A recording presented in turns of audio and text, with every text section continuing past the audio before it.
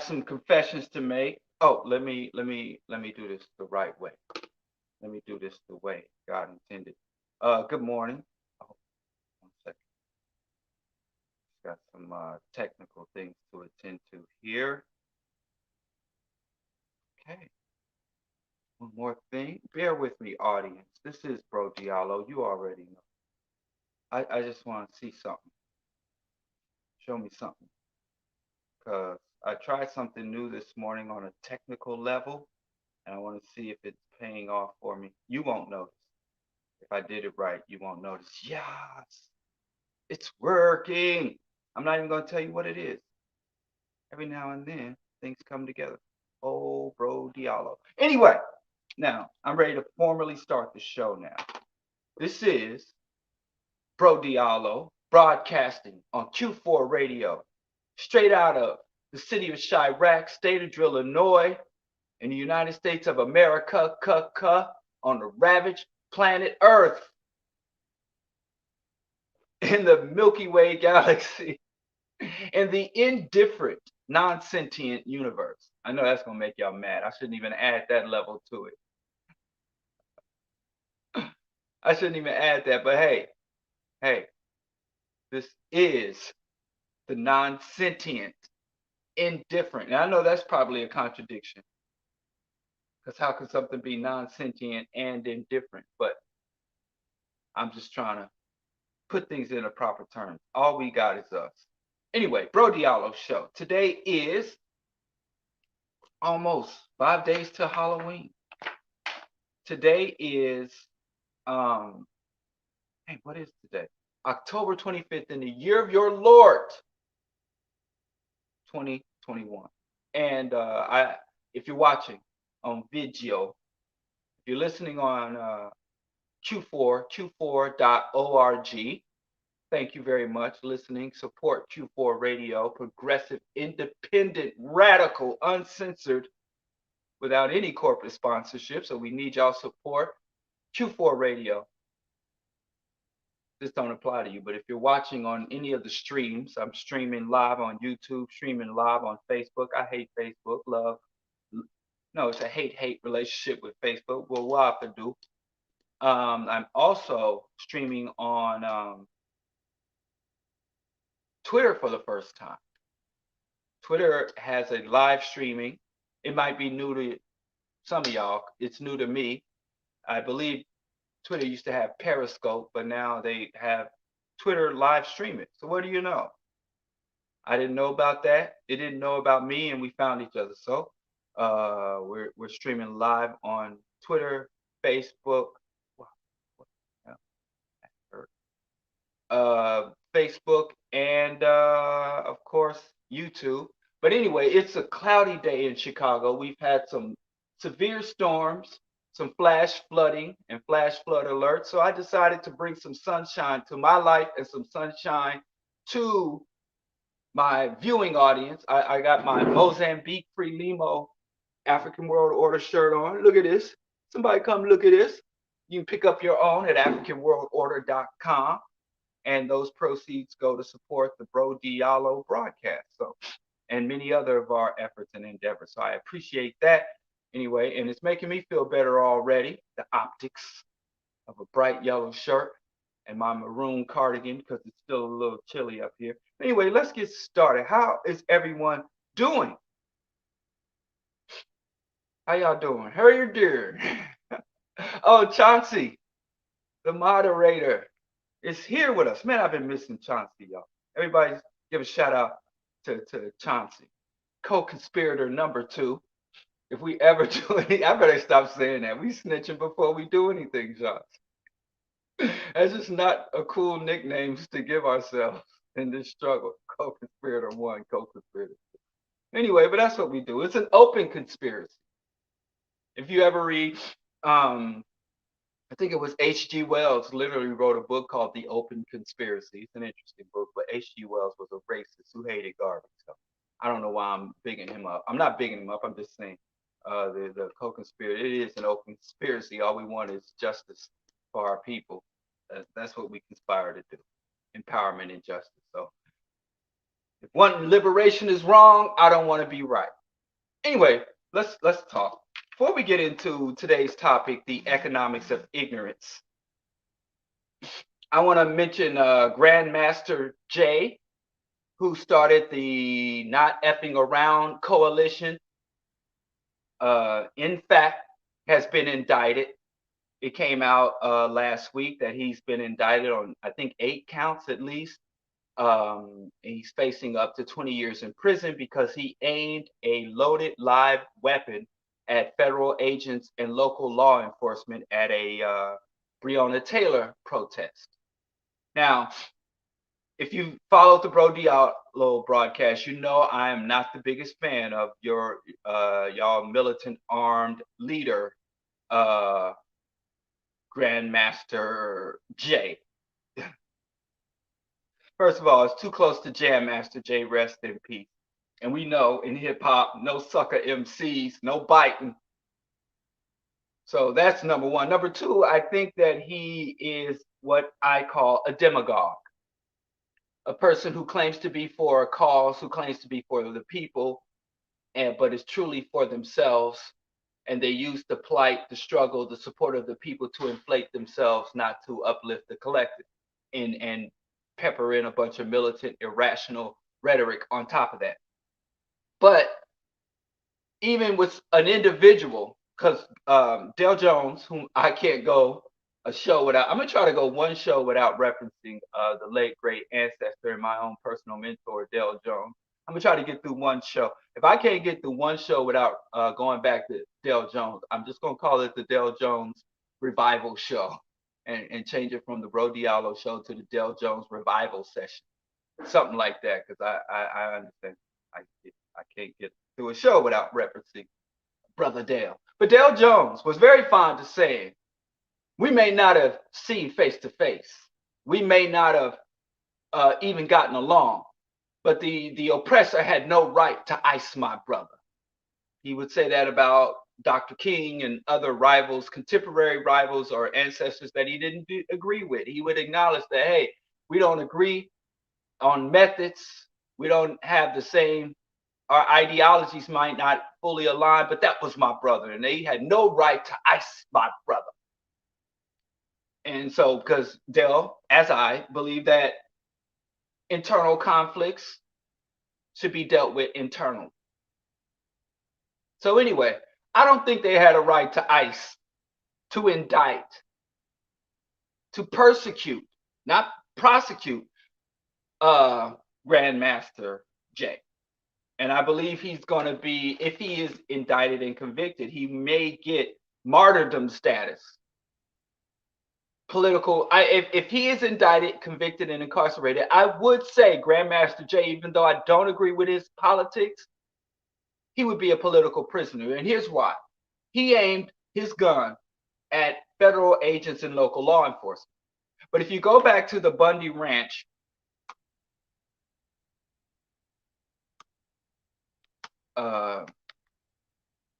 go to the Bundy Ranch standoff, and you can just Google Bundy Ranch standoff or Bundy Ranch standoff photos, because they got photo evidence of Grandmaster Jay.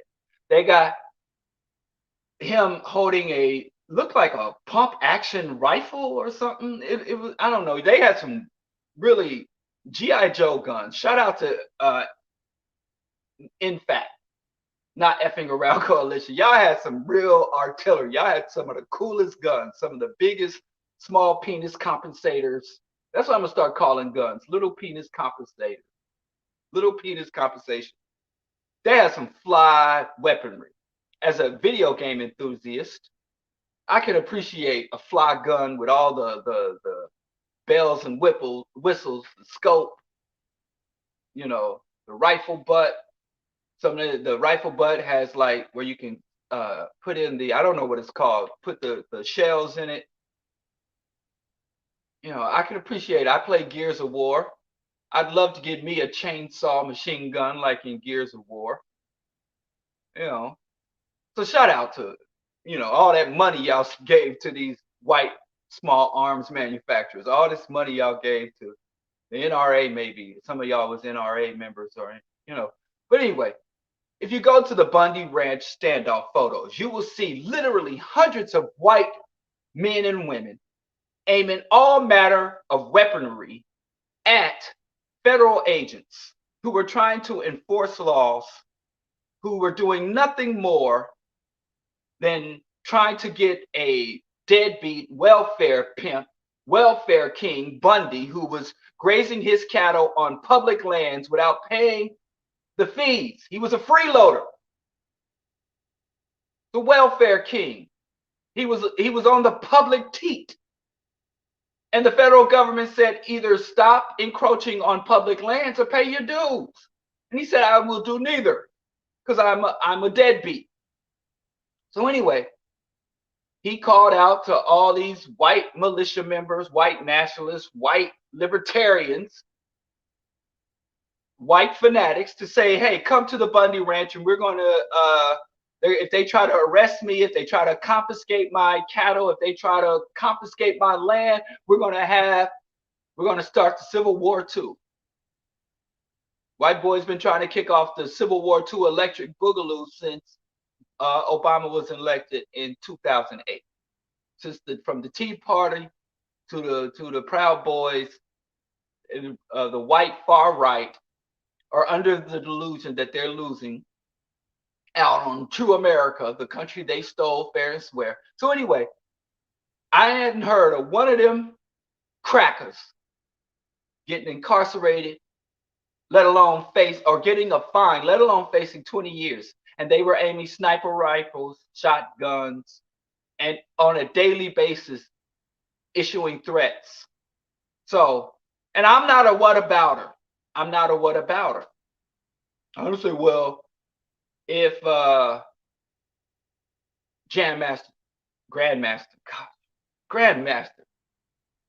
I should call him by his government, but I ain't gonna call the brother by his government. Because when a brother, in the hood, if a brother, gives somebody a name, I know the trans community calls it dead naming. But long ago, brothers got into the habit of changing their government names, whether it's to adopt an African name when they become conscious, or adopt a street name when they take to the streets, when they jump off the porch. We've been doing that long ago. So I ain't gonna, call him by his government. His name is Grandmaster Jay, no matter how cringy and how sucker MC that is. But anyway, these men who actually committed acts of violence, right-wing violence. I don't know of any left-wing, far-left radical violence committed against the government during the Black Lives Matter, George Floyd, Breonna Taylor, and the myriad of protests, any far-left violence. And to be honest with you, I'm not even comfortable calling, in fact, Not Effing Around Coalition leftists, because I think they're right-wing personally. But I can't know for sure, because if you go to the Not Effing Around Coalition website, you can't access any of the content without giving your name, location, email, contact information, phone number. You can't even they have a web store. You can't even go to what kind of website that has a web store. And if I want to go buy some NFAC bumper stickers, or NFAC, I don't know, guns, I don't know what they say, gun cozies. Somebody in fact is knitting gun cozies. I don't know what these gun nuts do, what they're into. But you can't do any of that. And I'm like, if you're publicly taking up arms, if you're walking down the street, machine guns, fighting the government, I would think it doesn't make sense that you want anyone who's interested. And it seems like you're compiling a database for a RICO case to me.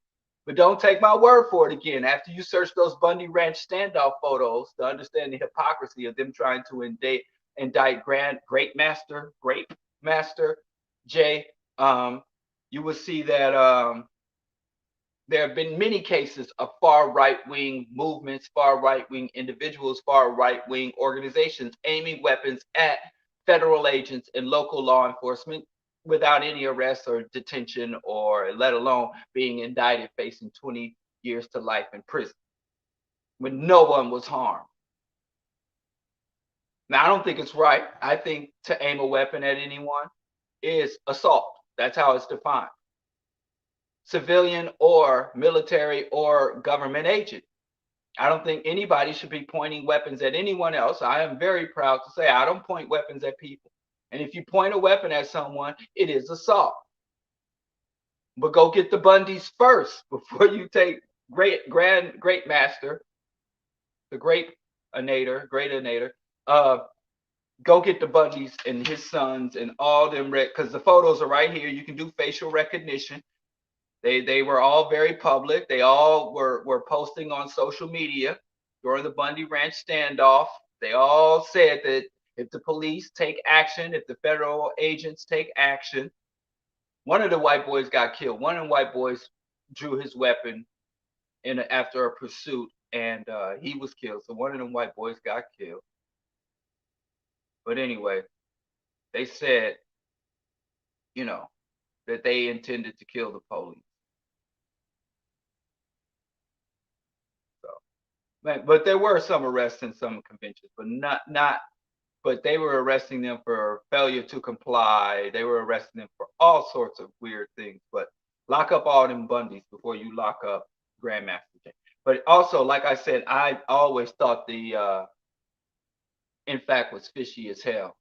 Because if I come out and say, hey, Black people, it's time.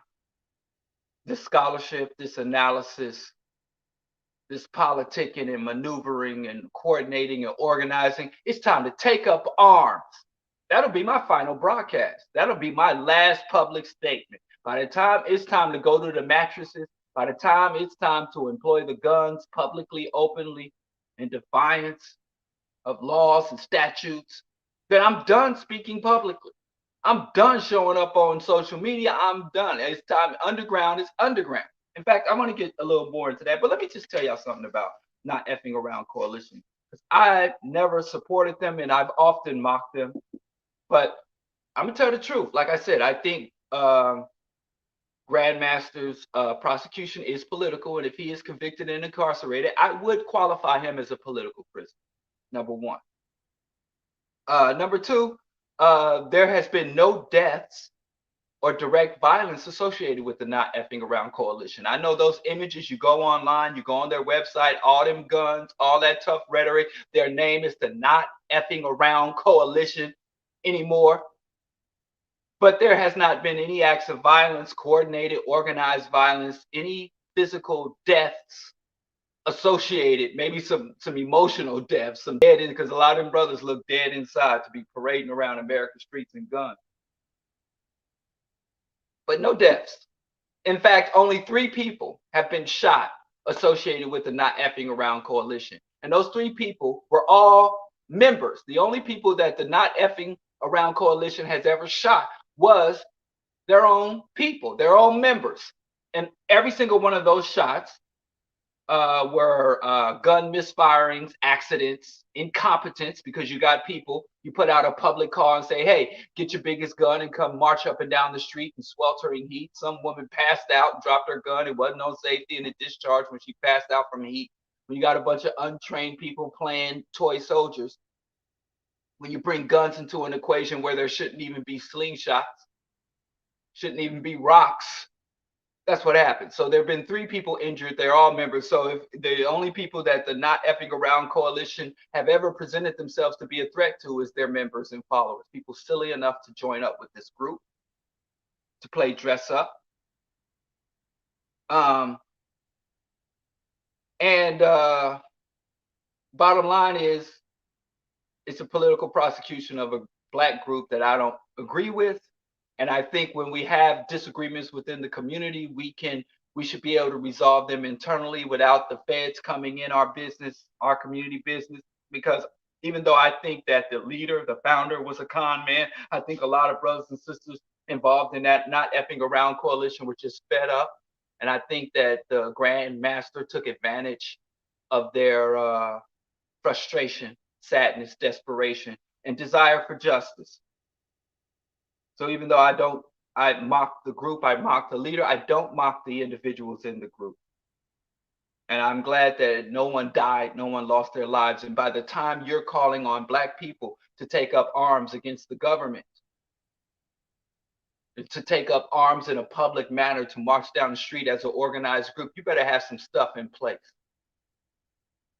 You better have some things in place. Oh crap. Y'all know what? I forgot my books. There's some books I wanted to reference.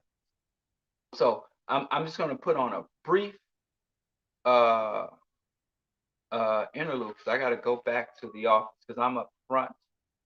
I have to run back and I just want to grab this. I want to show y'all something. Give me just not even 1 second. Um,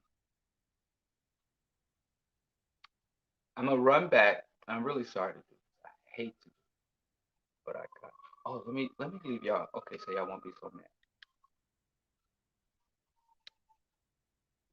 Cause if I don't do this, I just be frustrated. So here's the thing. I'm gonna put this on. Wow, it's loud. I'm gonna put this on. Go grab this book, and then I'll be right back. Give me like less than a minute, 35 seconds or less. And DuPont, Dow, Union Carbide, and Exxon. Those are the nations of the world today. See, all I gotta be is what Jack said I was. So I don't give a bill about no buzz. I am about freedom. I never mind the chickens of the club. I will live and die for the cause just because. If I don't, I wonder who will. Y'all place value on your wheels and your automobiles and never acknowledge your children's diminishing skills of that they continue to fill all the prisons they build. My life is all God gave me. I want us to be free. But y'all would really rather I choose him back already.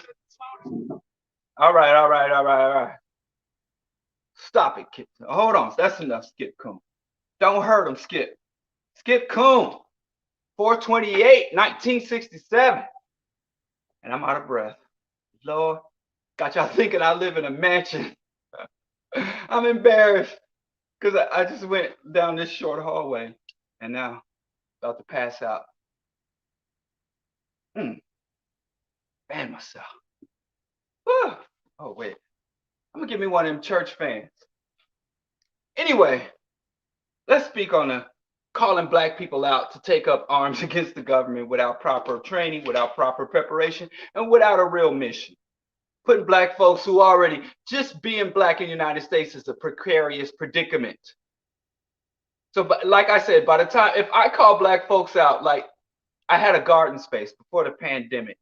It wasn't a pandemic. I ain't gonna blame COVID. I'm gonna tell you some greedy school administrators, some short-sighted charter school hustlers took away young. And you know, if you follow me on social media, you see me and Dita had a small farm in the heart of the south side of Chicago here in Bronzeville.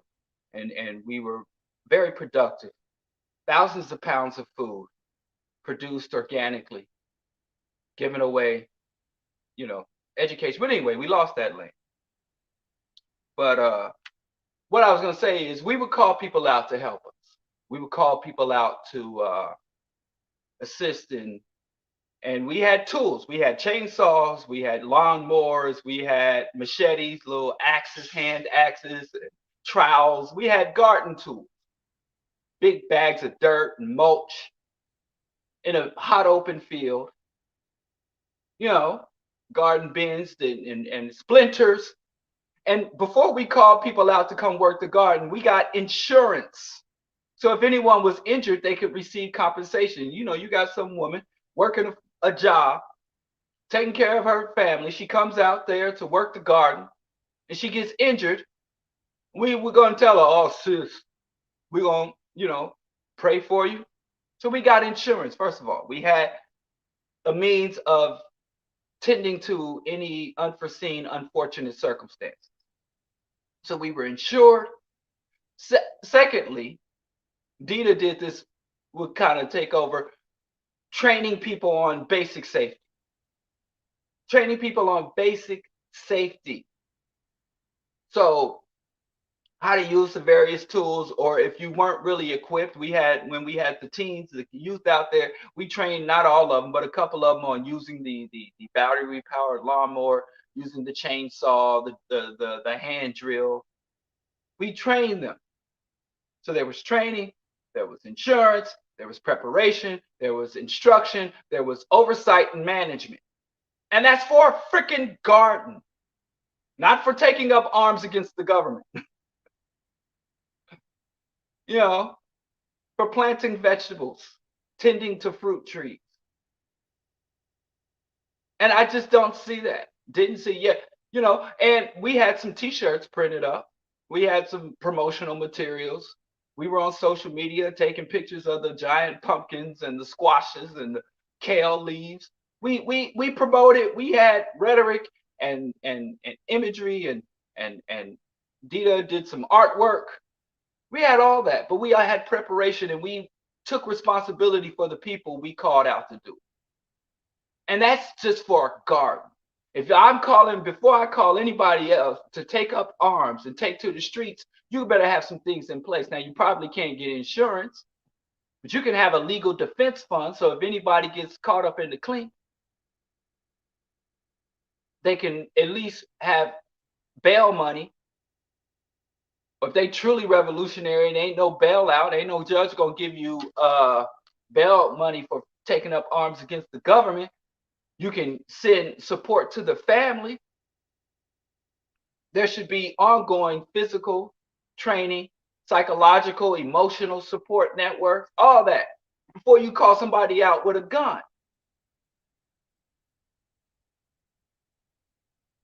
You know?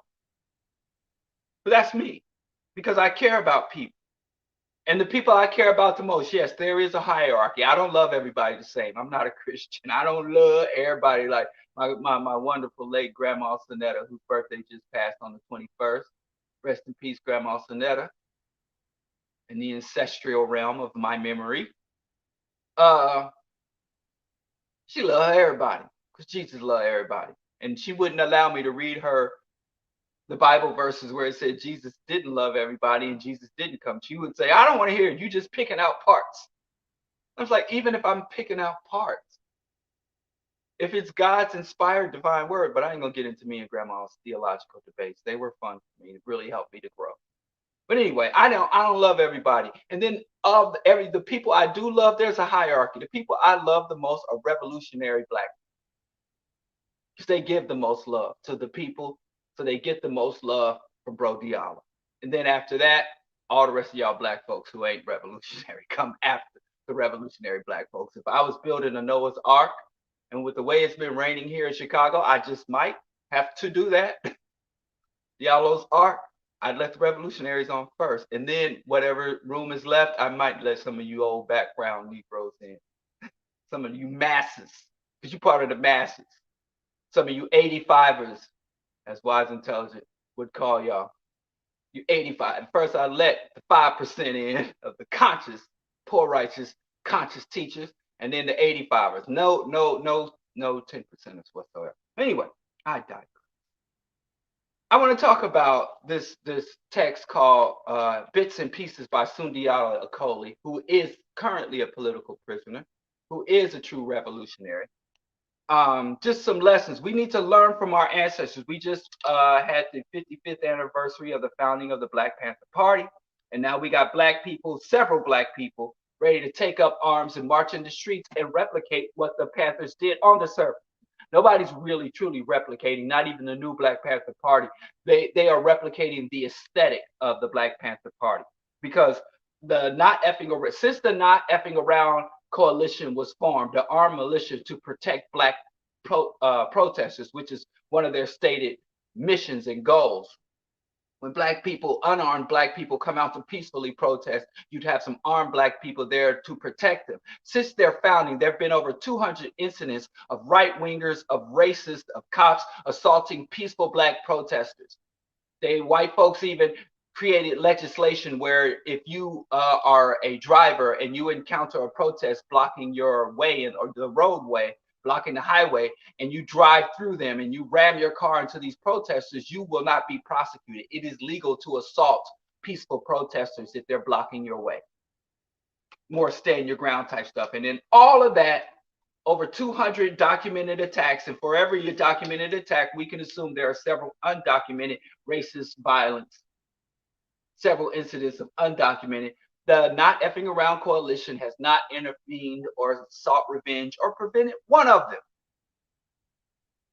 Now they can say, well, all the times there weren't violence, then they'll take credit for that. But all right, if that's how you do, I can do that. All the times there was violence for peaceful black protests, that's due to BroDiallo's broadcast and me talking to the people. I can take credit. Where's your evidence? Where's the evidence that there was some negative actors with negative intentions, racists, ready to attack us, and they saw NFAC and they said, due to NFAC, I'm not going to take this action. You have to demonstrate that. You can't just take credit for it. But I digress. Continued. In this pamphlet, it's not even a book, it's a little bitty pamphlet, and there's more information in this little pamphlet. Now, let me not start dissing other books or scholarly works, but this little bitty pamphlet has a section in it called Negative Aspects of the Black Panther Party's Contribution.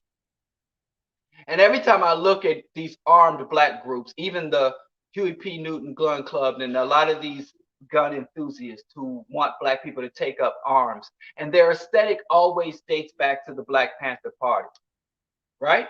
And the black fatigues, the leather gloves, the berets, and the ever-present Black Panther symbol, accompanied by the red, black, and green, the UNIA, Universal Negro Improvement Association flag. Every time you look. But these people who claim to carry on the legacy of armed black resistance in the United States, really, and the Black Panthers were coming off the heels are the children of the Deacons for Defense and several other armed factions, and that one of the first publicly armed factions of black liberation in the U.S. of the African diaspora in the United States was the African Legion, founded by Garvey. And these were black men in military fatigues. But if you go back and look at the historical photos, you'll notice the African Legion didn't march with guns. They had uniforms. They marched in formation, but often they didn't just parade around with guns unless it was parade day. But these men were armed and ready, but not for show. You know what I'm saying? But it seems that as people adopt the aesthetic of the Black Panthers, they lose the lessons of history. And Black Panthers have been talking, writing, publishing about both their triumphs and their failings.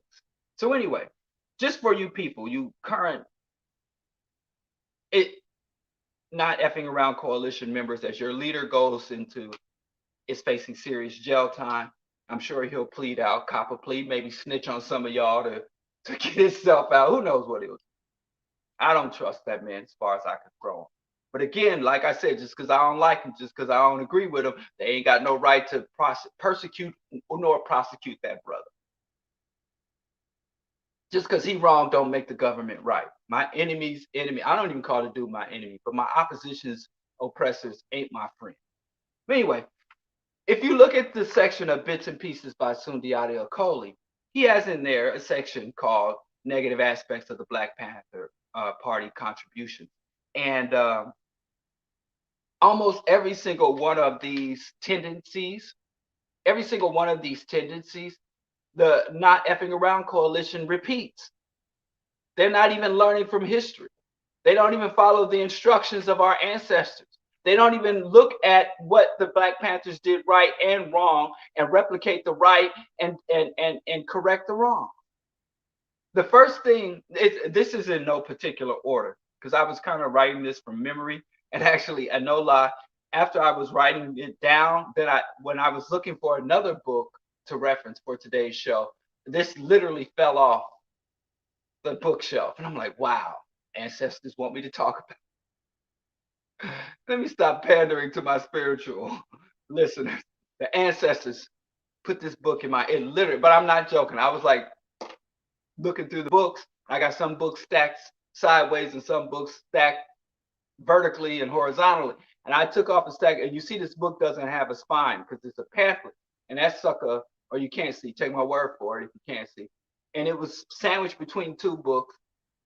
And I was looking through that stack, and this book fell off. And I'm like, man, I was just referencing that when I was thinking about the Not Effing Around Coalition. But anyway, These are some of the things that Sundiata Acoli, the Black Panther Party, did wrong, that they acknowledged that they did wrong, that they wish they had corrected, and that many of our people are repeating, including the Not Effing Around Coalition. First is the Black Panthers had combined above ground and underground operations. And when you're organizing, when you're building, when you're trying to do opposition to systems of oppression, your above ground advocacy, your legal work, feeding people, organizing people, educating people, childcare, infrastructure, all those things should not be associated with underground works, such as sabotage, armed resistance, retaliation, offensive movements. And Sundiata Acoli said you literally have people in the Black Panther offices during the day fielding calls, doing press releases, making music. They had a Black Panther art orchestra, a Black Panther band, doing out managing crosswalks, getting children to school, and the free lunch and breakfast program. And then that night, those same people were taking up arms. You had the armed militant faction occupying the same office as the food distribution program. Said you got to keep those things completely separate. And if somebody's doing above ground work, they don't need to be privy to or directly involved in the underground work, and vice versa. And guerrilla factions, armed guerrilla actions, guerrilla warfare. First rule is you don't establish stationary defensive structures. Meaning, if you're a guerrilla, as Che Guevara said, the guerrilla carries his nation in the soil between his toes. You can't set up a base. That's for the standard military, not guerrilla, not underground, not revolutionary underground forces. You can't set up a base. You can't set up an office. You don't set up a freaking website. You just guerrilla revolutionary policy. At least put it on the dark web. You don't put your website, and you don't create bumper stickers, and you don't have your members sign up online, giving their contact information and their IP address. So that's one. The NFAC combined their above and underground actions. The rhetoric outstripped their capabilities. Or as Sundiata called it, the Black Panthers sold wolf tickets. They would talk big in things they just couldn't accomplish, about taking down the system, taking down the man, or taking on the military, whatever. They, be humble. Just say what you can state your vision and your goals and your desires and what you intend to do. But don't talk about what you're gonna do if you can't do or you ain't gonna do. We ain't effing around anymore. You touch our people, we gonna touch your people. You're not gonna do that. You haven't done that. So why even lie? You ain't got a lie, Craig. People was loving the NFAC just for the imagery, some strong black men marching with arms. Hey, that was some great marketing. But don't fall prey to your own propaganda. So rhetoric outstripped capabilities, something that the Panthers did, selling wolf tickets. That's a formal way. Saying rhetoric outstripped capabilities literally means selling wolf tickets. Don't sell wolf tickets. Don't combine your above ground and underground. Thirdly, like I said, this is in no particular order. This is not even the order you find it in the book. But lumpen tendencies. Now, I don't know about the lumpen tendencies of the organization, but lumpen tendencies is basically a lack of discipline. And Sundiata said there was excessive or liberal use of alcohol and other drugs, profane language, loose sexual morals, criminal mentality, rash actions, just a breakdown in overall chain of command and basic protocols, which erodes unity and coordination. There was a lot of dudes sleeping with other dudes, women, and men sleeping with other men's, and a lot of messing around and breakdown of trust and goodwill, lumpen tendencies. Failure to organize economic foundations in the community. Again, I can't speak directly to that because if you go to the Not Effing Around Coalition's website, they give you no access. All the links are there. The About Us, their store, their mission, all the stuff you would seek to find on a website. You can find at diallokenyatta.com or africanworldorder.com at the websites I manage. You can find that information. But on Not Effing Around Coalition, you got to give up all your information to get access just to their About Us page. To get access to the store, if you want to give them money, you got to also give them your contact. And who would do that for an armed black militant organization whose leaders under multiple indictment facing decades in prison? And I'm about to go dump all my info on y'all? When you couldn't even protect a leader, let alone just a curious person trying to get some insight? So failure to organize economic foundations, I don't know if they're doing that or not. I don't know if they're doing that or not. But we'll see. Let's see what kind of lawyers, what kind of defense the Not Effing Around Coalition mounts for Grandmaster Jay, whether he'll have a court-appointed lawyer or whether or not they'll bring out some big guns, legal guns in his defense. Because I think he has a pretty good argument. Just point fingers at white folks. That's what I always do. Blame white. The white people did it. But that didn't work for R. Kelly. All of R. Kelly's fans was like, "Oh, what about Hugh Hefner? Like, what do you want these white folks to do? Dig up Hugh Hefner and Elvis? Elvis married a 13-year-old. Y'all weird." But I digress. The TV mentality is another thing.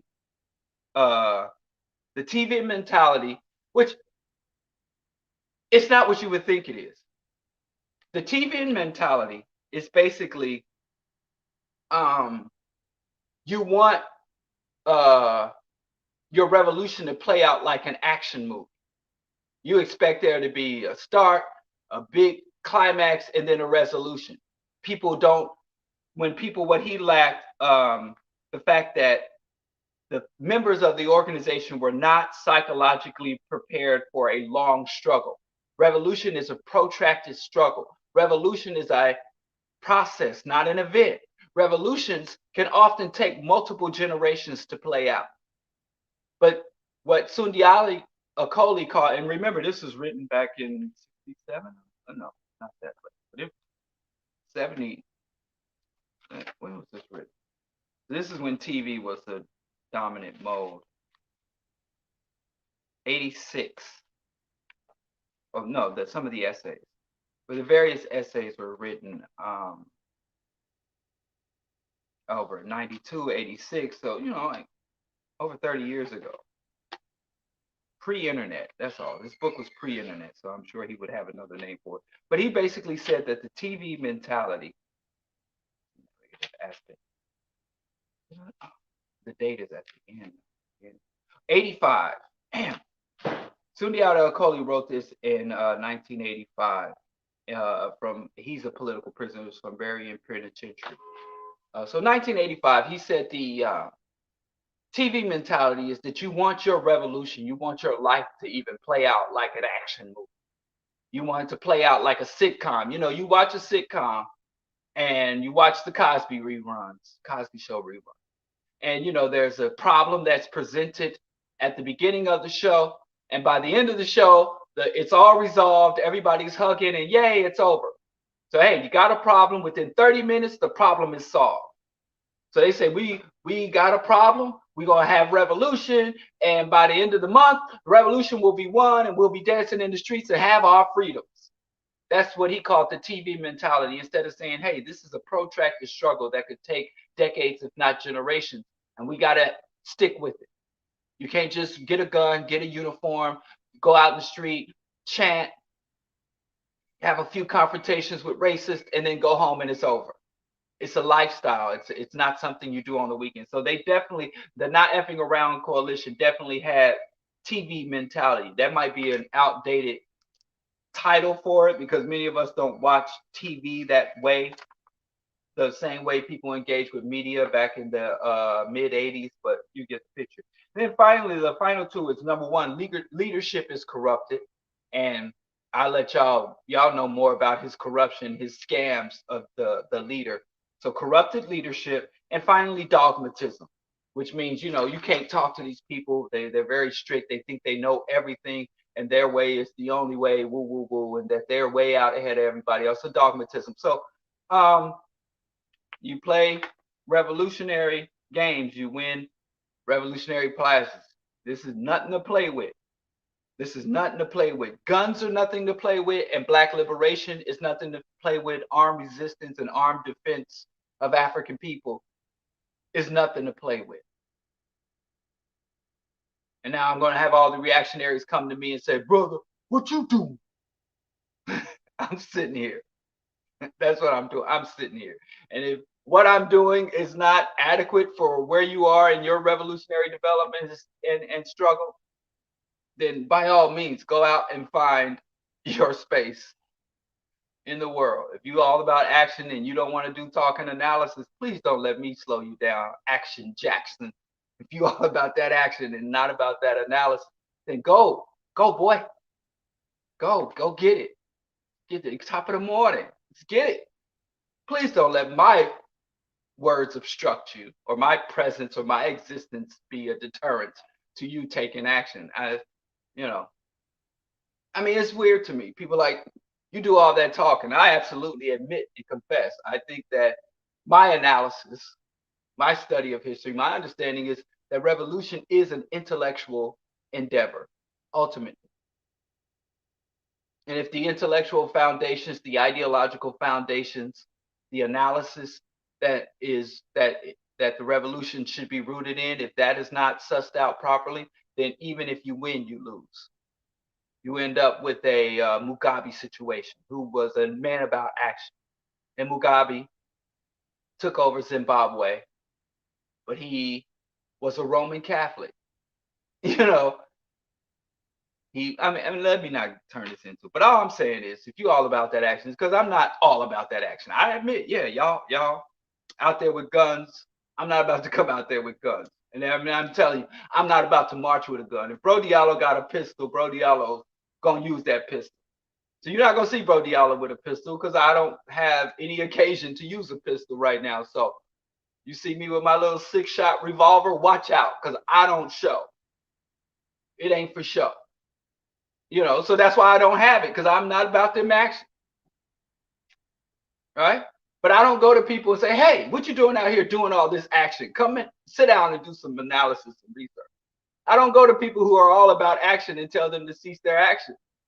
But I'm all about talk. Why all about action? People come to me and tell me to stop talking. I don't go to action people to say, stop your action. There's enough room for all of us, is there not? And them action people don't stop my talking. I don't know why these action people think my talking stops their action. How are you even got time to step to me when you out here doing stuff? So yes. So all you who want to come to me and say, well, Grandmaster Jay, hell, if I call him Grandmaster Jay one more time, I'm just shut everything down. Again, rest in peace, Jam Master. And I'm sorry your name even got dragged into any of this mess. Let's just move on. But all the people who want to ask me, well, what are you doing? Nothing. I'm sitting here, not facing felony indictments for nothing. You didn't even squeeze the trigger. You know what I mean? You going to jail for symbolism. I ain't into martyrdom. I don't believe that there's an afterlife, so I want to live as long as I can. And if I'm going to suffer a sacrifice, it's going to be for a reason.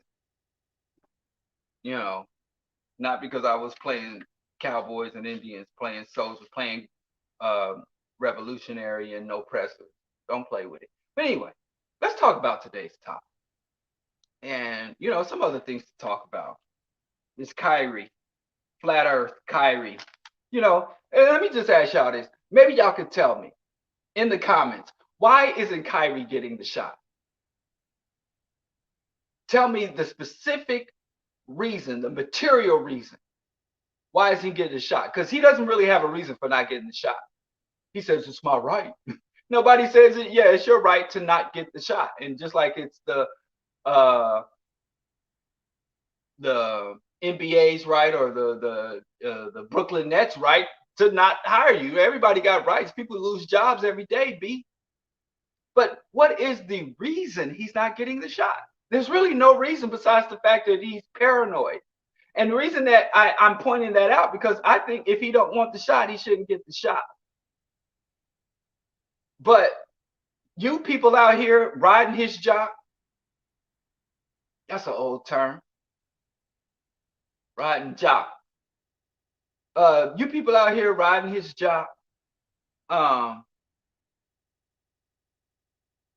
explain to me why. Why isn't he getting the shot? It's because he's paranoid. And then y'all go and create these memes. Like I saw this meme that says he's um that he's brave, and it was something like bravery looks like madness to cowards. So we people who got the shot are cowards, and he's brave.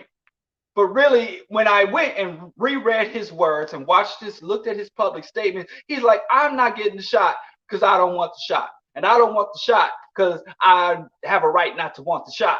But there's no real like material reason. That's the kind of answer that will have your mama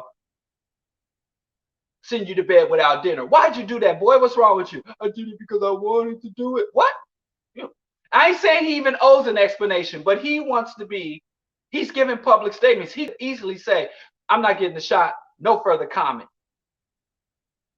But he didn't even have to do that. You don't have to do anything, Kyrie, even though people are like, oh, tyranny. Oh, vaccine mandates are tyranny. And everybody that says that, I'm like, are you vaccinated?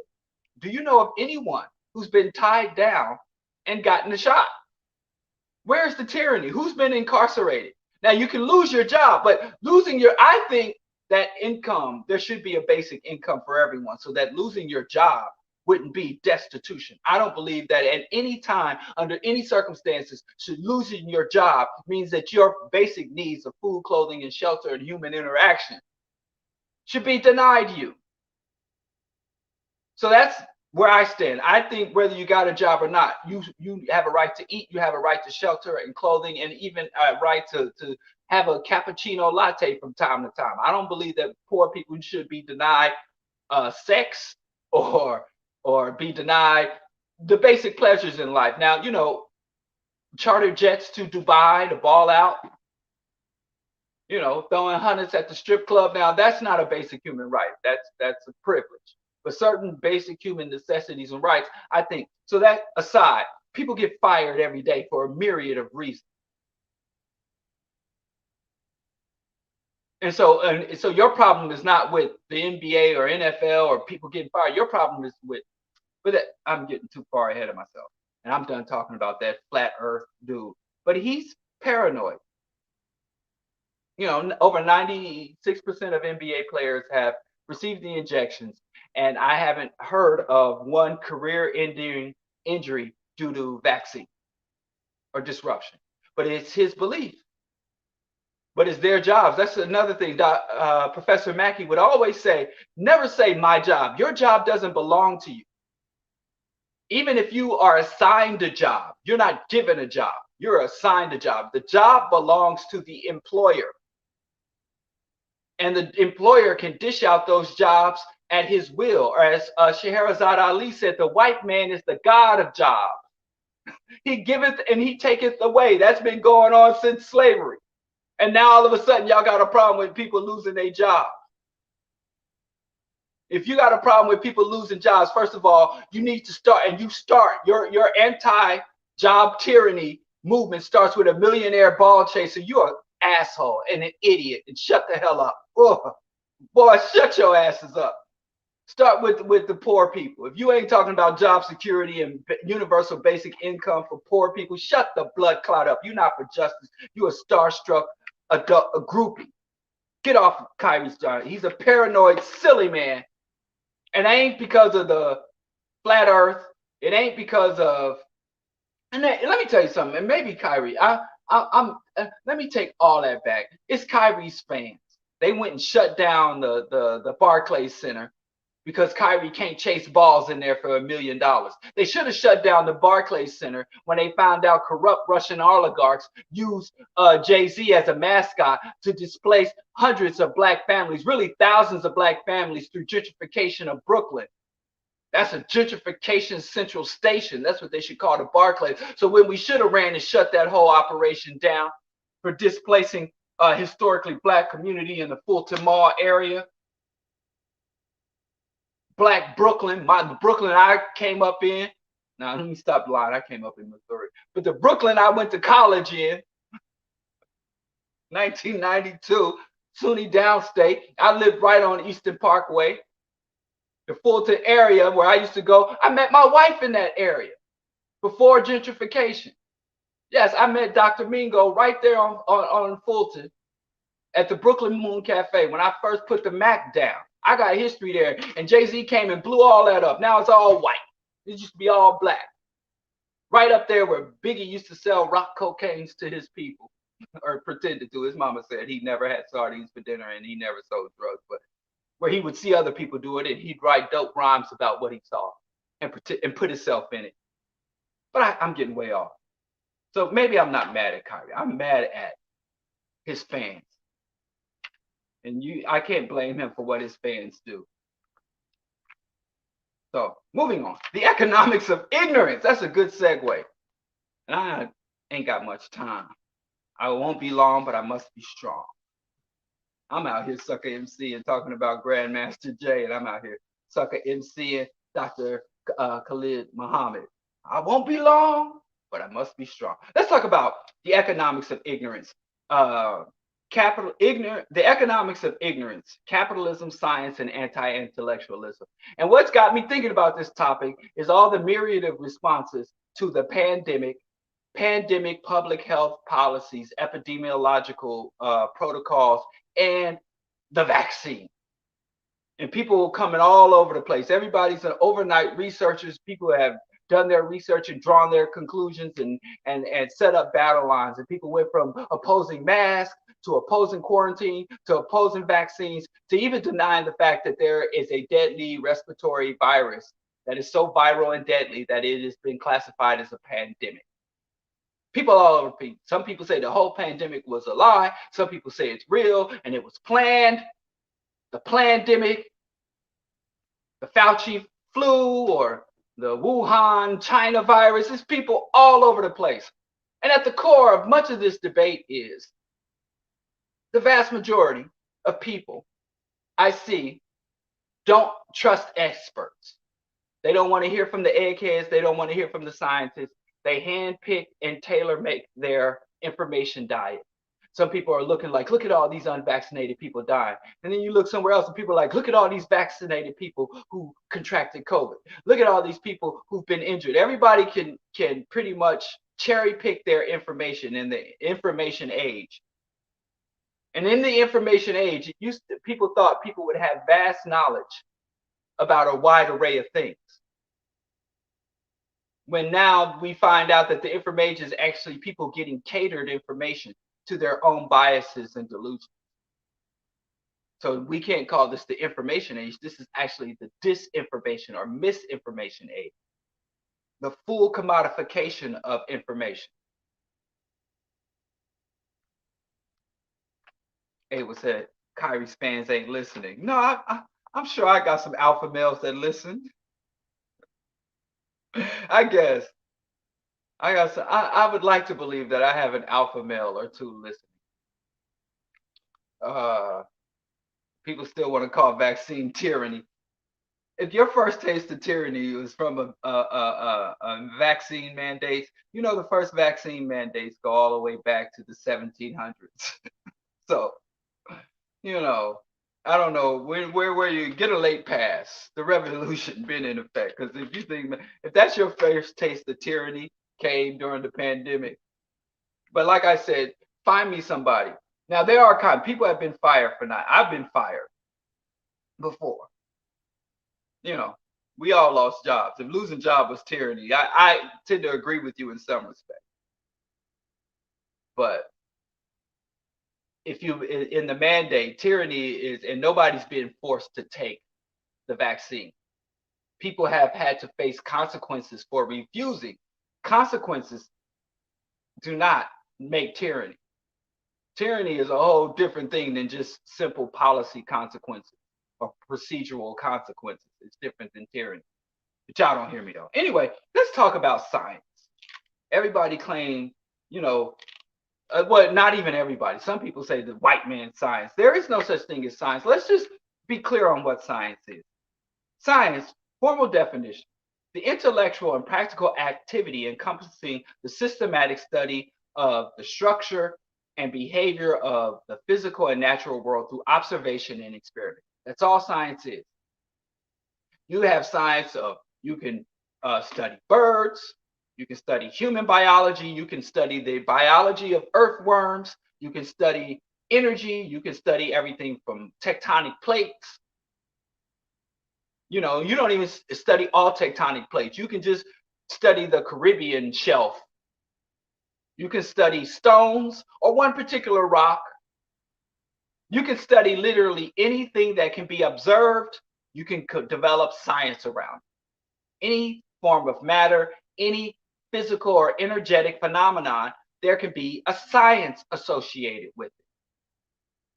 There are people who study sex and sexuality, people who study sexuality between two people. You have people who just study the sexual organs. Not all sexual. You have people who just study testicles, testicologists, like the people riding on Kyrie Irving's testes right now. Those are testicologists riding his nuts because of his paranoid refusal, trying to act like he's a martyr or a hero or a saint. So anything can be studied. And it is studied through what is called the scientific method. The scientific method dates back to the 1600 BCE. And these are a couple of books like that I looked. I don't have time to get into the stuff I highly marked. Just don't have time. But anyway, these books y'all can check it out yourself. This is New Dimensions in African History, Science, Invention, and Technology. It talks about African origins of science and the scientific method. Now, of course, our ancestors didn't call it the scientific method because our ancestors didn't speak English, but it's what has become to be known as the scientific method. So it kind of hurts me to have Black people talking about the white man's science. That's like talking about the white man's agriculture or the white man's architecture, when many of those techniques, foundational techniques that are used today, were developed by our ancestors, and now we shun our legacy because we only focus on the grandeur of our history, the antiquity, instead of the practical components of our history. We all want to be kings and queens. We come from kings and queens. We also come from laymen. We come from craftsmen. We come from merchants, shipbuilders. We come from people who just want to sit and play the instrument and drink, eat cola nuts and relax. We came from lazy folk. We came from a wide array of Africans in the antiquity. Our ancestry is very diverse. We focus on the king and queen. So we want to focus on the spectacular and the grandeur. We like to look at the pyramids, but we don't like to think of the logistics of the pyramids. Bringing all that labor, all those natural resources together. Somebody had to do the paperwork. Somebody had to keep ledgers, documents. Somebody had to do measurements. Y'all all wouldn't be Imhotep. Oh, I'm Imhotep. You only need a couple of architects. You had a lot more stonemasons than architects. But you'll say, we're descendants of stonemasons. No, we are descendants of architects, kings and queens and priests. So, the scientific method. Well, I just don't have time. Stolen Legacy, New Dimensions in African History, Stolen Legacy by George G.M. James. New Dimensions in African History, which is basically transcripts from speeches given by Dr. Joseph Ben Yakin and Dr. John Henry Clark, and the background, the African background to medical science by Dr. Charles Finch. Dr. Finch is still with us, actually. He's still alive. Now, I'm not going to be able to get into these books, so I'm just going to have to hustle through this because I don't even want to do a part two. Science is boring. I want to talk about politics and history. But anyway, I didn't just say that. Anyway, there are books, and I got these old books, from the 50s and the 80s, early 90s, because I wanted to kind of look back, because there are a lot of contemporary science books. I mean, just go to the science section at your bookstore or where you buy books online. There's a lot of new books being written, A Brief History of Time, is one of the books that made scientific literature popular again, or people are reading books on scientific phenomena and things of that nature. But all I'm saying is science, the scientific method, which is observation, observe and question. That is if you're not dealing with things that can be observed, it's not about what you, speculation is a part of it, but not in the beginning. It has to be something observed, even if it's quote unquote invisible. So I'm looking out the window and I see the trees in motion. So I know there is some force making the trees blow, which is the wind. And I'm like, well, what is this invisible force that can level trees? You know, or I see the water in the ocean tide and I see the tide is moving and crashing against the shores. And sometimes the tide is stronger. Those are things that can be observed, but there's quote unquote invisible forces making these physical observable phenomena. So I look at the atmosphere and the jet stream, or I look at the gravity and the tide and the moon. You know, so it has to be some observable component. So there's no science of the spirit. There's no spiritual science. I'm sorry. There's no science of afterlife. There's no science of the creator, of deities. There's no such thing as spiritual science, because science only deals with observable phenomenon. You can only question what is observed. Now, there are other things like philosophy, ideology, even theology, where you can look at things that are not material, that are not observed phenomenon, that can't be measured, observed, repeated, tested. So you can get into those things. You just can't call it science, because words have uses. And if we improperly use words, then we lose our very ability to communicate. So you have to be able to observe, research, dissect, review, engage, touch. And then you develop a hypothesis. So I say, well, the trees are moving. And I think the trees are moving because God is in the sky blowing his breath on the planet. That's a hypothesis. Now I have to be able to test that hypothesis. You know what I'm saying? So even if it's an absurd hypothesis, so you can speculate at that stage. But then you have to experiment and test the hypothesis. If it's non-falsifiable, if it can't be tested, then it has to be all thrown out. Then you collect data. You analyze the data. You say, well, these are the things that have been measured, have been observed, have been recorded. And what does this mean? How does it all line up? And then you draw a conclusion. And then after you draw a conclusion, you should show everyone else. Say, hey, this is what I've concluded based on my observation, my research, and then I had this idea of why it was, and then I tested my hypothesis, and this is the data I was able to, and my hypothesis has held up, or it has been torn down. And then you repeat that cycle. Notice in science, in the scientific method, no matter what, whether you're studying finches or human reproduction, whether you're studying diseases or whether you're studying tectonic plates, this method applies. If you're not doing this, you're not engaged in science. There's no word or room for trust in science. Nobody asked you to trust science. No scientist says, hey, trust me. Trust is not a component of science. It might, well, maybe political science, a politician will get up and say, well, trust me. You may be in economics, which isn't a science. Economics is a priesthood. Economics and finance are not science. I mean, people think economics is scientific because it has a lot of numbers and formulas, but it's not science and it's not scientific. It's ideological. But I digress. So that's what science is. So it pains me to always hear people like, oh, you trust the science? I don't trust nothing. Science doesn't ask me to trust it. People never come to you and say, oh, did you observe the science? Did you validate the science? Can you explain? Can you dissect? Can you reconstruct? Can you test the science? They say, oh, so you trust the scientists. No. Not only do I not trust scientists, even better, no legitimate science asks for you to trust. No, and every legit science has published works that have been reviewed that you can review for yourself.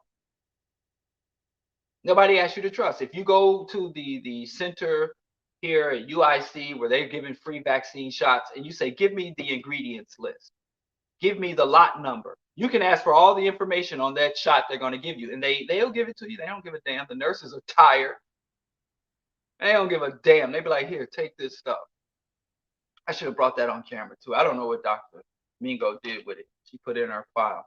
The little printout and the insert and the even the packaging that the vial came in that they stuck in my arm when I went to get the vaccine. She got it somewhere. But that's what it is. So anyone asking you for your trust is engaged in what is called pseudoscience.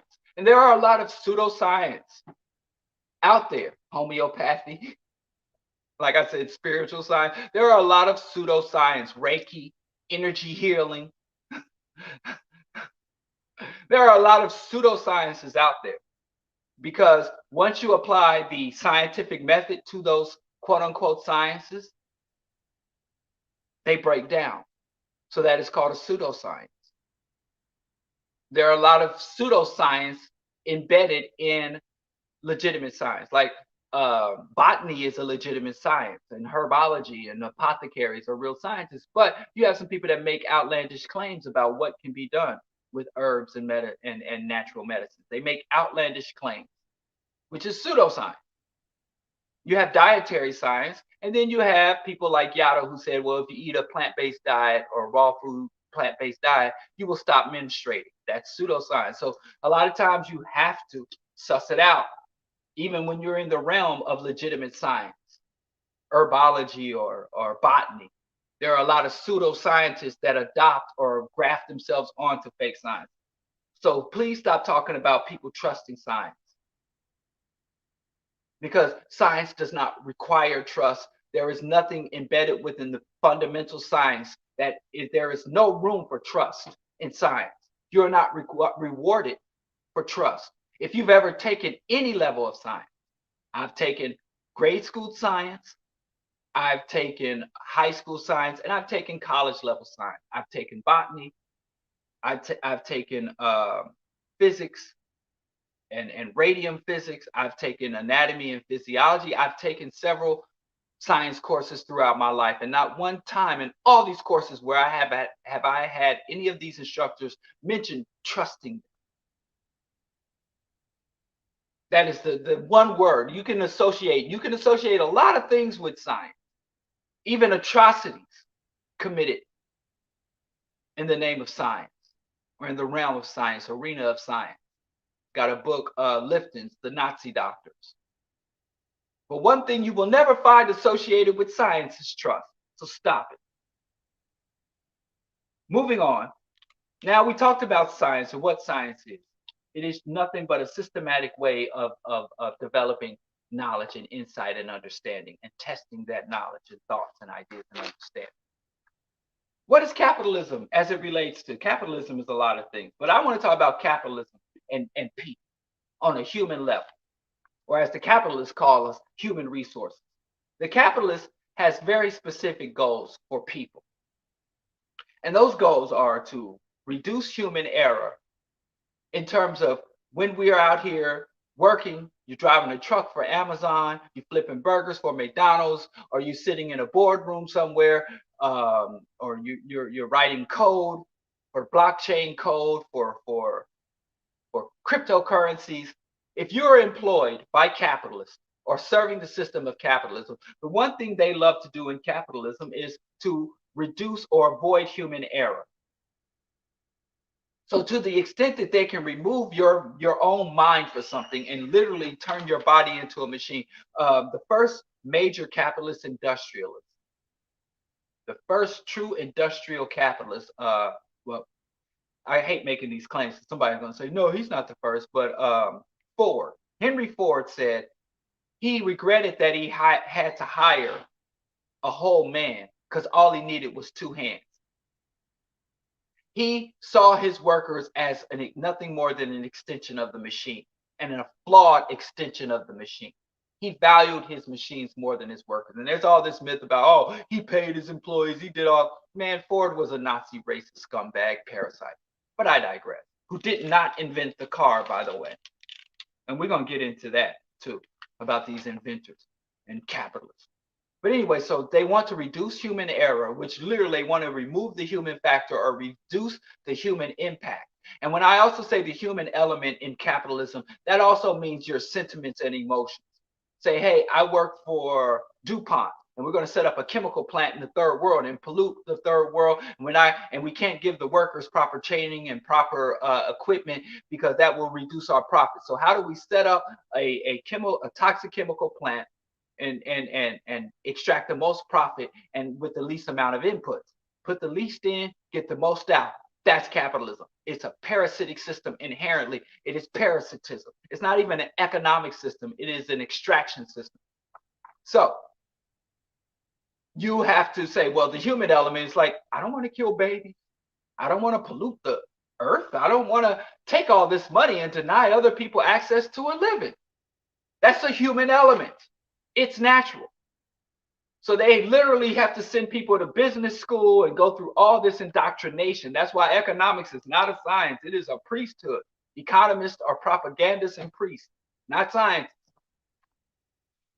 I know Dr. Linwood Taiheed, the economist. I hope he don't listen to this show. Shout out to Dr. Linwood. Learned a lot from him. But anyway,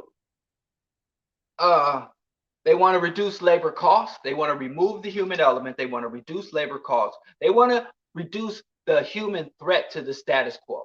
So if I'm there working, if I work for the NBA and I strip and buff the floors, I clean the stands, I manufacture the sneakers and the basketballs, and I'm getting paid a starvation wage, and the people who chase the balls are getting billions of dollars, and I'm like, man, I know maybe I don't deserve as much money as Michael Jordan, but I deserve enough money to not work 16-hour a day and live in a homeless shelter or have to rent and have a landlord on my neck. So I want a living wage. I ain't trying to ask for Jordan money or Kyrie Irving money. I just want a living wage. How do you prevent people from doing that? Because as good as Jordan can chase balls, he can't make basketballs. He doesn't know how to lay those hardwood floors, set up the stadium, set up the lighting. He can't clean the stands so that when people come to the game, people ain't going to come to the game if there's rats and filth everywhere.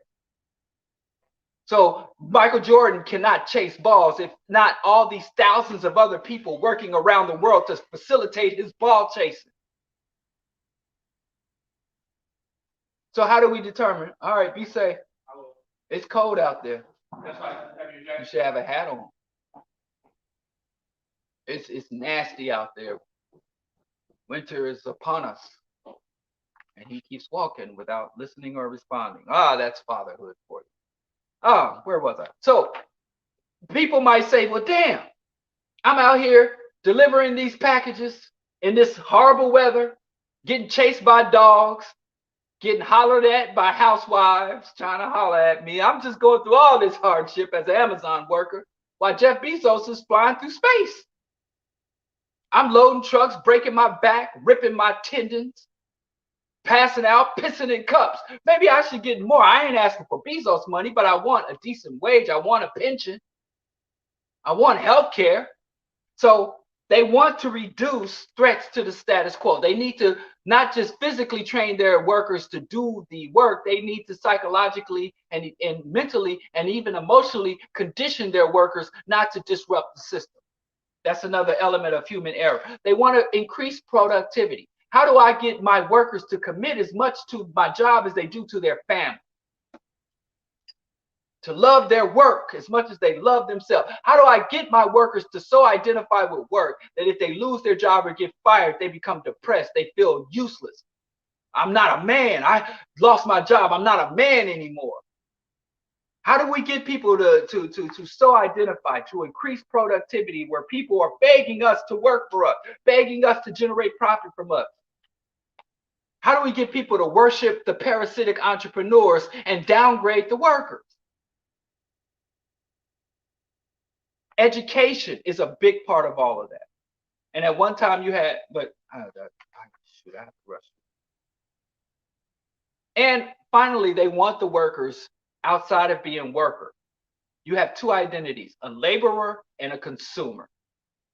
Laborer and a consumer. And they want you to value consumption against everything else. And they want to turn everything into a buy-seller trade situation. They want to commodify every element of life to where you even going to say, well, I ain't having sex. I'm attracted to this woman or that man or this person. I'm attracted to this person, but I'm not going to pursue that attraction because they have credit score. Or because I gotta grind, I gotta hustle, I gotta get the bag. I ain't got time for human contact and love, like psychopaths. So that's what capitalism does to us mentally. And the reason I'm talking about that is because science is crucial, essential to human civilization. It's what sets us apart from the other primates. Yes, we're still primates, but we're primates with the scientific method. And chimpanzees, that's the only thing difference between us and bonobos, orangutans, gorillas, chimpanzees, the other great apes is the scientific method. I appreciate science. Science is not wrong or right, moral or immoral. It's just a technique. Like the human heart. We all have hearts, and the purpose of the heart is through circulation, to pump blood through our bodies. Good people have hearts, bad people have hearts. Murderers have hearts and healers have hearts. The heart is just an element of existence. That science is just something that's there. You can use science to heal people. You can use science to kill people. You can't blame science. You have to blame the people who are utilizing the science in that way. So I want us to understand and you just can't be a functional member of society without understanding the fundamentals of what science is. You don't have to be a scientist to understand science. The scientific method.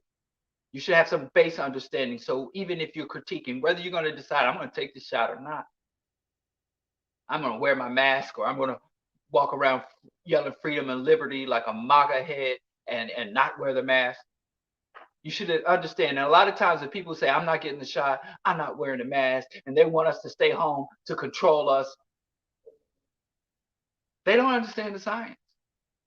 They make outlandish claims like, oh, the vaccine was supposed to be a cure and it doesn't cure us. No, none of the vaccine manufacturers, none of the vaccine proponents says that the vaccine is a cure.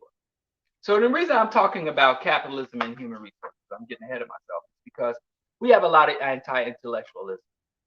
A lot of people rejecting science, a lot of people rejecting cogent, coherent, rational analysis. And a lot of people proposing a lot of irrational things because of capitalism. So capitalism, I'm talking about what capitalism does to us. Now I want to talk about what capitalism does to science. First of all, there is no such thing as capitalist science. Capitalism is minimal input with maximum extraction.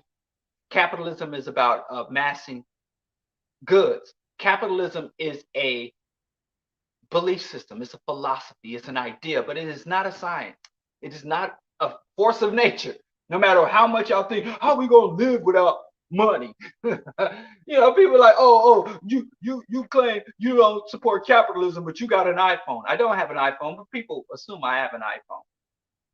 But what do I have? An Android. You got an Android phone, and you on Google, you on the internet, you on Facebook, but you anti-capital. But none of that shit is capital. That whole concept of science is socialism. Socialism is science. You can't have science without socialism. Socialism is cooperation and sharing. Socialism is coordination and collaboration. Socialism is the free and open dispersal of knowledge, and capitalism is about restriction.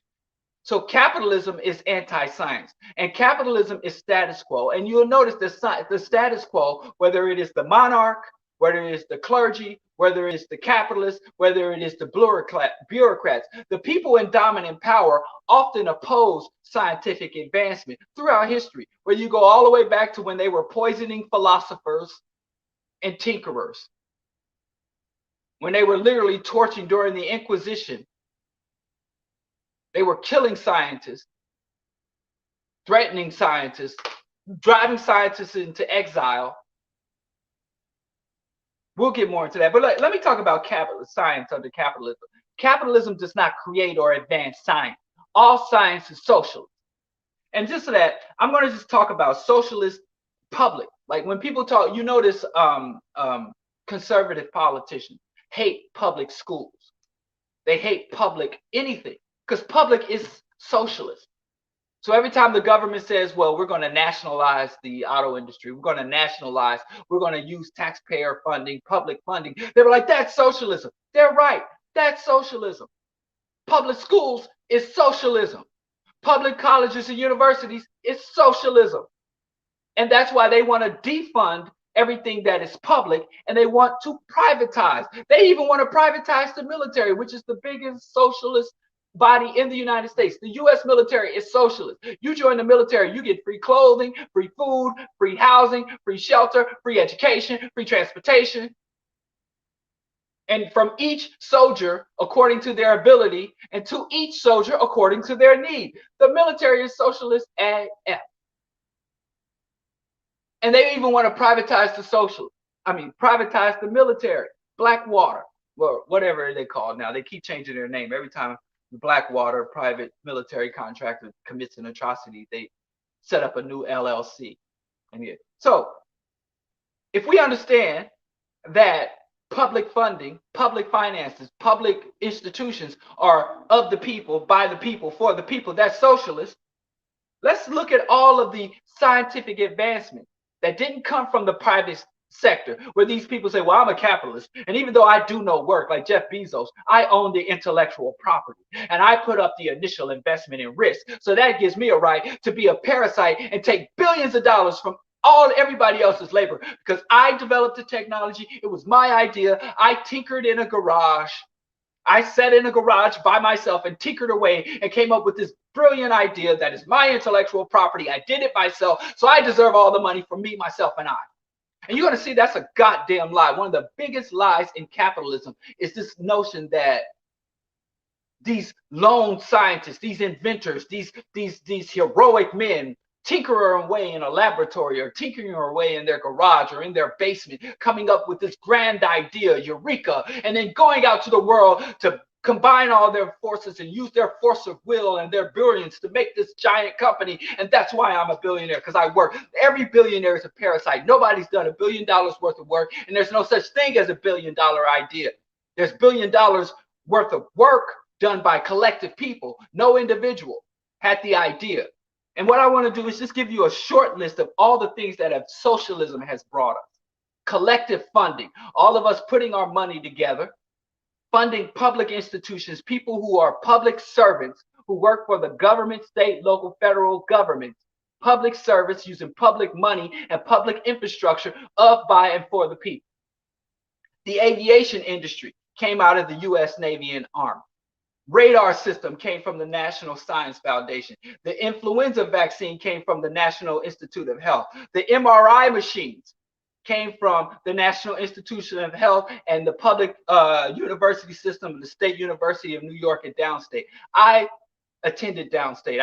Went to a certificate program, and they have a whole display, or they had, I ain't been there in years, of the MRI, the invention of the MRI. That's public funding. Computers and supercomputers was the U.S. National Lab, and the United States Armed Forces gave us computers. Microchip, the United States National Lab. LED technology came from the U.S. Air Force. Robotics came from DARPA. DARPA stands for Defense Advanced Research Projects Agencies. Barcodes came from the National Science Foundation. Car tires, the modern car tires that we ride on today, the fibrous car tires, the Goodyear tires, came from NASA, not from Goodyear, not from the corporation, NASA. Wind energy and gas turbines came from DARPA. The hepatitis B vaccine, National Health Institute of Health. The Human Genome Project, the Department of Energy, and the NIH. Smartphones and touchscreens were invented by NASA and a joint of the CIA, the National Science Foundation, and the Public University of Delaware, the State University of Delaware. Those are where you get smartphones from, not Apple. The internet itself came from DARPA and the NSF. Google was funded and created by the CIA and the National Science Foundation. Self-driving cars came from DARPA, not Tesla. Tesla cars, the brand, was financed by the Advanced Technology Vehicles Manufacturing Loan Program. Welfare. Elon Musk is a welfare pimp, a welfare king. Siri, the interactive artificial intelligence, Siri came out of DARPA. Video games and motion detectors that you find in games like Wii, virtual reality, United States Armed Forces. The coronavirus vaccine came from the Food and Drug Administration.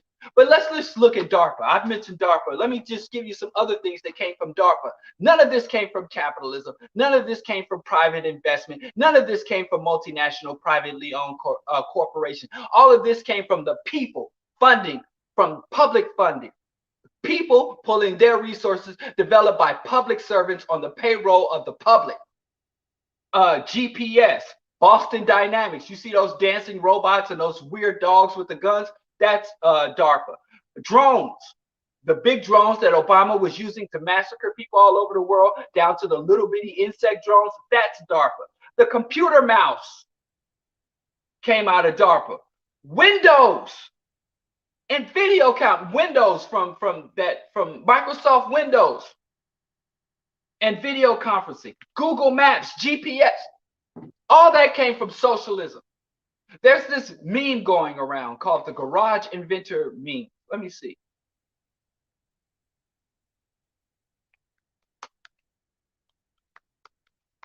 There's this in garage inventor memes, right? Where they have pictures of these garages. And it says Apple, Google, Amazon, Harley Davidson, Disney, and Mattel were all developed of these white men mostly, just tinkering in a garage. And I say this is a shitty meme because it's not true. Disney was on the federal payroll. Harley Davidson was utilizing and repurposing technology that had been developed a century before, internal combustion. Motorcycle. Amazon, I already just listed Amazon, Google, Apple, all are products of public investment, not private investment. Capitalism, the military is socialism. Boy, you need to go study what socialism is. The military don't serve socialism, but the military operates off of socialism, but I digress. Capitalism is supposed to operate off of a libertarian governance. Under capitalism, true capitalism, the government is supposed to police and military. They're supposed to police the physical integrity of the nation and uphold laws and settle disputes between private entities. So if one company or one individual wants to sue a company or another individual, that's when the government steps in. But as far as regulation, as far as funding, all of that, that's supposed to be free enterprise. They tell us the reason why we got to give Bezos $1 billion, the reason why Bill Gates gets $1 billion, the reason why Jordan gets $1 billion is because they did all this work themselves. And the rest of us are non-factors. This whole nonsense of self-made. But you see, during the quarantine, when all the workers stayed home, that eradicated this self-made myth. Like if you're self-made and your workers got to stay home, just go back to self-making. In fact, the billionaires are the most dependent people, not the most independent people. Parasites. Profit is theft. And anything funded by the public, the profits of that should go to the public. So if they're collecting our tax dollars and our collective worth and doing things in our collective, according to our collective authority, for by and of the people, the public financing, public institutions belong to the public. But so how do you have the public taking the risk, making the investment, and then it's turned over to individuals or private corporations to profit from? And even when people overseas say, hey, we're going to nationalize our oil, the United States will invade. You can't nationalize something because that's socialism, except in America. When the nation does something in America, it's not socialism.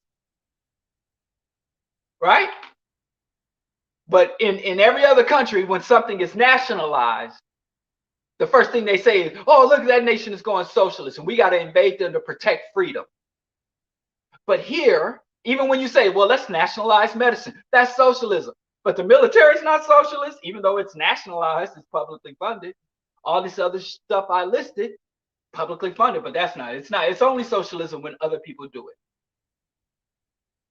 So what you have is socialist development, socialist science that is preyed upon, that is captured, that is stolen, that is appropriated by private entities, which should be illegal. That's the only thing socialism does, is say no more can collective work be captured and controlled and owned by private individuals. If it's collective work, then it should be collective benefit. If it's individual work, you get individual benefits. Under socialism, you can have your personal property, your personal ownership of your personal stuff, but you can't go next door and eat off and be a parasite on your neighbor. But capitalism is what comes in and say, no, we're going to scrape the top of the collective work. Science is captured by capitalism. And a lot of times you have a problem with science. They're making us get all these shots. Even the fact that with gain of function testing, they're just now starting to look into, like, why is this virus so effective at deconstructing and destroying the human respiratory system and bypassing the human immune system?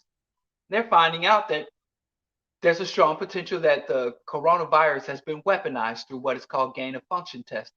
Remember, right after 9/11, they were sending out anthrax letters, and anthrax was all over the place. And damn time, anthrax was everywhere. And they found out that when they looked under the microscope, they said, this is not naturally occurring anthrax. This is a very specific form of anthrax. They were even a patented intellectual property. This anthrax has been weaponized. And now they're just now starting to do investigation into the gain of function testing, and maybe that this current COVID-19 coronavirus, SARS, might be a weaponized virus that was released through malevolence or negligence. That we can finally have that Dr. Fauci has been found. And that's my thing. There is so much legitimate criticism, so many things to be legitimately outraged about. But everybody's mad about having to wear masks and keep social distance during a pandemic involving a respiratory virus. When you could be outraged about gain of function, you can be outraged about bioweapons research. You can be outraged about so much is put into the military when other industries, you have a country like Singapore, a poor country with the highest, have the highest educational outcomes in the world. They put 20% of their budget into education. The United States puts less than 4% of the budget into education. That's something to be outraged about. But we mad about public health protocols during a pandemic, as opposed to being mad about, because, if you want to talk about the villainy of Fauci, we talk about weaponizing viruses, as opposed to talking about the sensible protocols for responding to virus. And you have to understand that many of the COVID protocols are not dictated by the science. They're dictated by capitalists. And the capitalist goal is not necessarily to protect our lives, but to continue our reproduction or productivity. That list I said of what capitalists demands of human resources: labor, productivity, consumption. So you're mad at the wrong stuff. You're mad at the solution to the pandemic as opposed to being mad. Your problem is not with science. Your beef is not with science. Your beef is not with public health protocols. Your beef is with capitalism and the capitalists. Your beef is not with social distancing and masks. Your beef is with weaponizing viruses, which is imperialism, which is militarism, which is imperialism.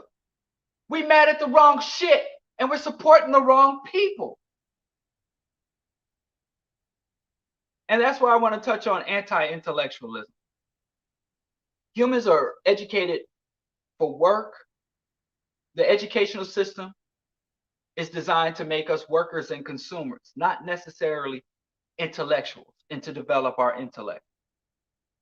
And then we have the status where the pandemic hit our communities at a time of heightened income inequality. Rich get richer, poor get poor. And the gap between the rich and the poor. And that erodes trust.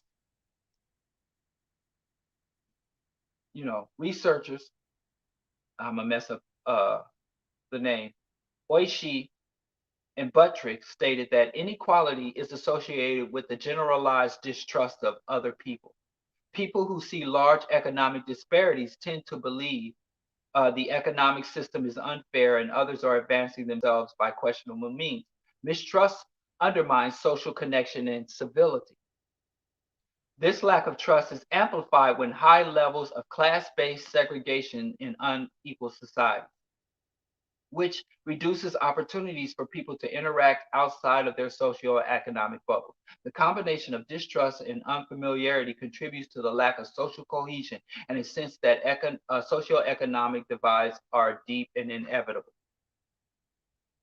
So your problem with, I don't trust the system, I don't trust the science, I don't, they trying to do this, move in, these people, you sheep, everybody calling everybody else sheep. You mind, you control, you control. Your problem is not with distrusting any, your problem again goes back to capitalism and the unequal distribution of resources. And you know, if someone's asking, is it under investment in education is the reason for ignorance? No, under investment in education is not the reason. Look at Dr. Ben Carson, one of the most highly educated men on the planet. He's a goddamn idiot. He's an idiot, but he's a highly trained professional, a brain surgeon, an idiotic brain surgeon. So there is a difference between education and training. Dr. Bobby E. Wright, who was also a brilliant physician, stated that there's a difference between education and training. Training teaches you to work for someone else, to embody someone else's interest, and to execute your knowledge and technical skills for the benefit and interest of other people. Education teaches you to work for your own interest, to define and work for your own interest and for your people. So just sending more people to school might give more people jobs and cars and stuff, but will it really make them? No, because more human, more humane, more civil, just. No, you got a lot of highly educated people who are corrupt, unjust, evil, murderous people. Obama's another person. He went to the highest quality schools, had the highest quality education the United States had to offer, but he's not educated enough to not be a mass murderer in an international war training.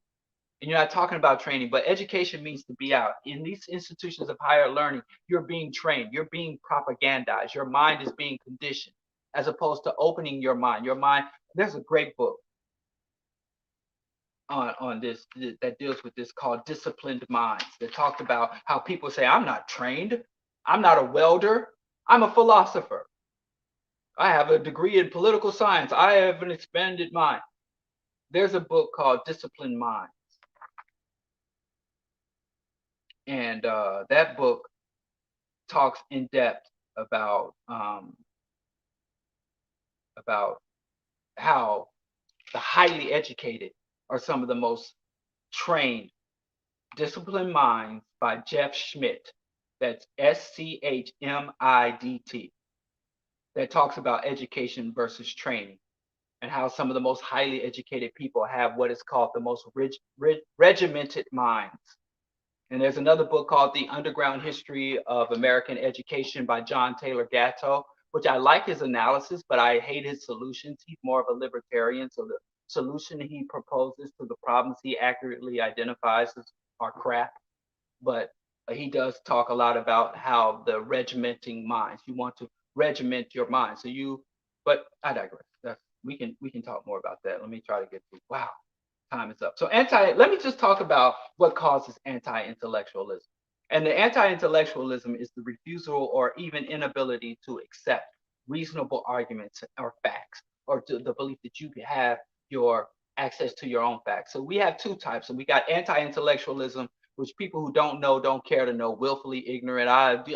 And then you have the pseudo-intellectual, which people who claim to have facts, data, and stuff, but they only cherry pick or hand pick the facts that suit their delusions or their biases, as opposed to saying, hey, this is what I wish were true, but it's not true. We was kings and queens, and I'm a historian, and I say we were all kings and queens. That's a pseudo intellectual, because no true the historical research and the historical record doesn't support that. But anyway, anti-intellectualism is formally defined as a social attitude that systematically denigrates science-based facts, academic and institutional authorities, and the pursuit of theory and knowledge. These are the causes of anti-intellectualism. Number one, religion and fundamentalism.